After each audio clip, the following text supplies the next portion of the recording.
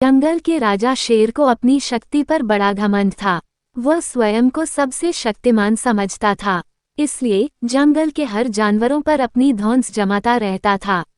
जंगल के जानवर भी क्या करते, अपने प्राण सबको प्रिय थे, इसलिए न चाहकर भी शेर के सामने नतमस्तक हो जाते। एक दिन दोपहर के समय शेर एक पेड़ के नीचे सो रहा था। वहीं एक मच्छर भिनभिना रहा था, जिससे शेर की नींद में खलल पड़ रहा था। वो एक मच्छर से बोला, ए मच्छर, देखता नहीं मैं सो रहा हूँ, भाग यहाँ से, नहीं तो मसल कर रख दूंगा।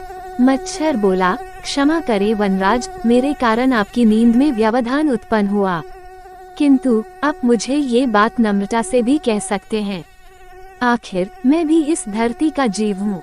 अच्छा, तो तू छोटा सा मच्छर मुझसे जुबान लड़ाएगा? और क्या गल कहा मैंने? तुम मच्छर हो ही ऐसे कि कोई भी तुम्हें यूं मसल दे। मैं तो ये बार बार कहूँगा, क्या बिगाड़ लोगे तुम मेरा? मच्छर को शेर की बात और व्यवहार बहुत बुरा लगा। वो अपने साथी मच्छरों के पास गया और उन्हें सारी बताई। सभी मच्छरों को शेर की बात चुभ गई। उन्होंने तय किया कि इस संबंध में एक बार सब मिलकर शेर से बात करेंगे।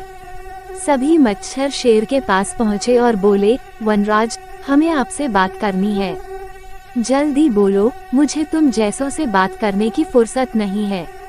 शेर बोला, वनराज, आप होंगे बहुत शक्तिशाली, किंतु इसका अर्थ ये कतई नहीं है कि आप अन्य जीवों और प्राणियों का मजाक उड़ाएं या उन्हें नीचा दिखाएं। मच्छर बोले, मैंने जो कहा सच कहा, मैं सबसे शक्तिशाली हूँ और मुझे कोई हरा नहीं सकता। घमंड में चूर शेर गरजा, ऐसा नहीं है।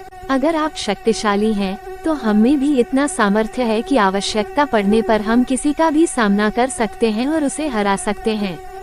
हम आपको भी हरा सकते हैं। मच्छर भी चुप न रहे।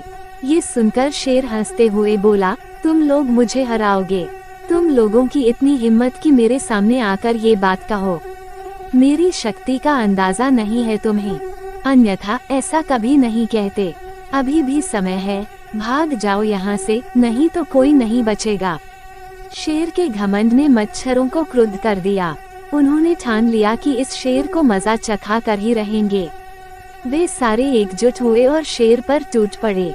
वे जगह जगह उसे काटने लगे। वह दर्द से कराह उठा।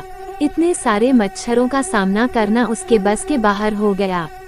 वह दर्द से चीखता हुआ वहां से भागा, लेकिन मच्छरों ने उसका पीछा नहीं छोड़ा। वह जहां भी जाता, वे भी उसके पीछे जाते और उसे काटते। आखिरकार शेर को झुकना पड़ा। उसने हार मान ली।